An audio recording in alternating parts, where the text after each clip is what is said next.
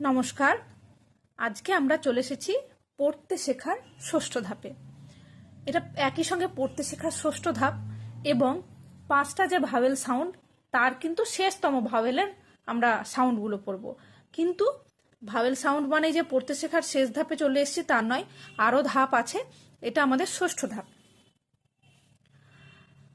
You you এর উচ্চারণ কি হয়? আ।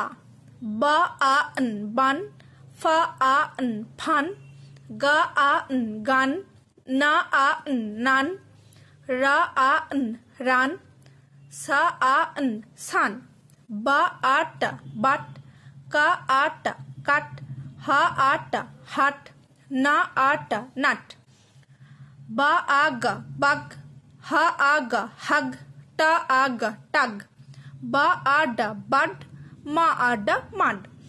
তবে আমরা অনেক সময় কি করি, একই জিনিস পড়াতে পড়াতে আমরা এটাও বলে দিই যে বাট কাট হাট নাট হলেও PUT এইটা কিন্তু পুট হবে। এটা আমরা এখনই বলবো। এটা বলার অনেক সময় আছে, পরবর্তী ধাপে আমরা আসবো তখন বলবো। এখন যেমন ওরা ছন্দবদ্ধভাবে পড়ছে তেমনই পড়ুক।